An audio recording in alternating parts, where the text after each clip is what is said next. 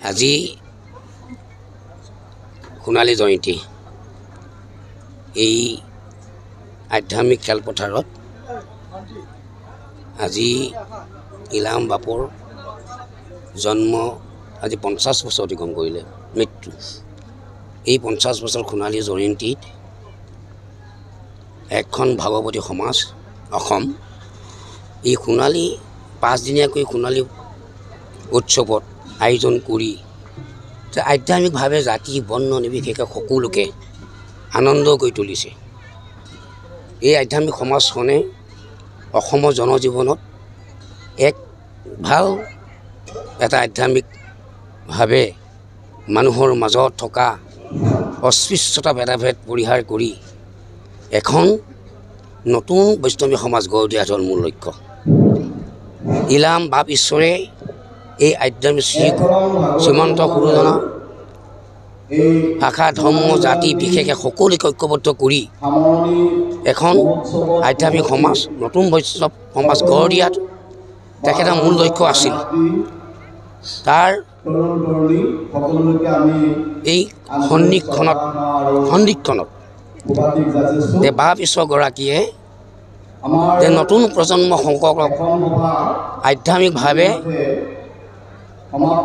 আজি তেখেতক যি উপদেশ সেই উপদেশ বিভাগ যে উঠি অহা যুৱক যুৱতীসকলে যে আধ্যাত্মিকভাৱে যাতে সচেতন হয় তাৰ কাৰণে তেখেত চেষ্টা কৰিছিল।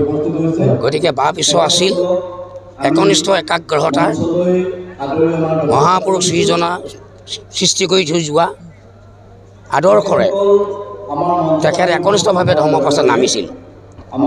গতিকে এই বাপ ঈশ্বৰ যি একনিষ্ঠ সাধক হিচাপে পৰিগণিত হৈছিল এইটোৱেই যে অসমৰ নতুন সমাজখনক ভেদাভেদ পৰিহাৰ কৰি এখন বৈষ্ণৱী নতুন সমাজ গঢ় দিয়া যি লক্ষ্য সেই লক্ষ্যত আজি উপনীত হৈছে। এইটোৱে বাপ ঈশ্বৰৰ মূল লক্ষ্য। সেই বাপ ঈশ্বৰক অনুসৰণ কৰি অসমত বসবাস কৰা জাতি বৰ্ণ নিৰ্বিশেষে সকলোৱে এই আধ্যাত্মিক চৰ্চাত আগবাঢ়ি গৈছে।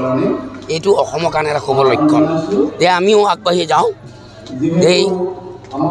এই ইলাম বাপ প্ৰভুজনে ঈশ্বৰৰ প্ৰভুজনে যেনেধৰণে আধ্যাত্মিকভাৱে গৰাকী হৈ সমাজখনক আগুৱাই নিছে তেনেধৰণে আমি নতুন সমাজখন গঢ় দিয়াটো আগবাঢ়ি আহিব পাৰোঁ। এইটোৱে হ'ল মূল লক্ষ্য।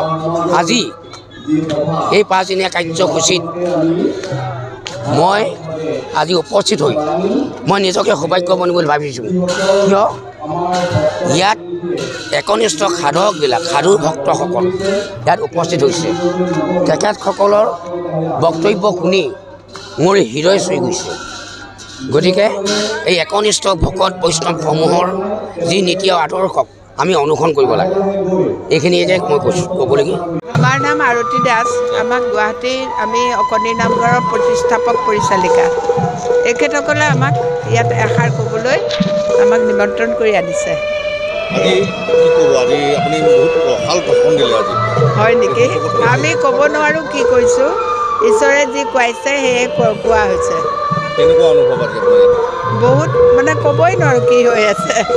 ইমানেই ভাল লাগিছে। এয়াই সাক্ষাৎ বৈকুণ্ঠ য'ত এনেকৈ ইমান ভক্তিভাৱত ভকতসকল একগোট হৈছে আৰু এটা আমাৰ 550 বছৰ আগৰ যিটো গুৰু দুজনাই কাম কৰিছিল তাৰ ওপৰতে আমি এইটো মিছনটো আমি গোটেই ভকতসকলে কঢ়িয়াই আছে আজিৰ দিনলৈকে।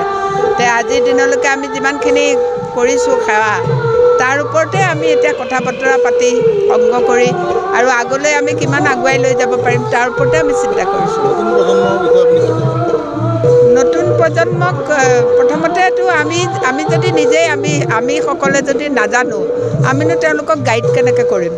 প্ৰথমতে আমি নিজকে প্ৰশিক্ষণ দিব লাগিব। তাৰপিছতে আমি তেখেতসকলক গাইড কৰিব পাৰিম। আজি এতিয়া মাক দেউতাকবিলাকেই যদি এইবিলাক কথা নাজানে ল'ৰা ছোৱালীক কেনেকৈ উঠাব? এইবিলাকৰ আচলতে মই ভাবোঁ নামঘৰবিলাক এইবিলাক এটা আধ্যাত্মিক জ্ঞান পৰমাৰ্থিক জ্ঞানৰ এটা মানে নামঘৰ যি চুবুৰীত নামঘৰ আছে সেই চুবুৰীৰ আশে পাশে থকা মানুহখিনি নামঘৰলৈ আহিব লাগে। আহি পেলাই এই কথাবিলাক শুনি মানে নিজকে ধন্য কৰিব লাগে। আৰু এইটো নহয় যে অকল ভগৱানৰ কথাই আমাৰ দুটা বস্তু আছে, আমি মানৱী জীৱন সাৰ্থক কৰা কথাটো তেওঁলোকে লিখি থৈ গৈছে। সেইটোনো কি বস্তু, কেনেকৈ সাৰ্থক কৰিব পাৰি? এইবিলাক কথা নামঘৰতহে ভকতৰ সংগতহে ওলায়, বাহিৰত ৰাস্তাই ঘাটতো নোলায়, পৰিৱেশ নাই। গতিকে সেই তেনেকুৱালৈ আমি আহিব লাগিব, কথাবিলাকৰ চৰ্চা হ'ব লাগিব। অকল এতিয়া আমাৰ ভকতসকলে চাপৰি বজাই নাম গাই সেইটোখিনিতো লাগিবই, কিন্তু তাৰ ওপৰত তাত থকা ভাৱখিনি আমি অনুশীলন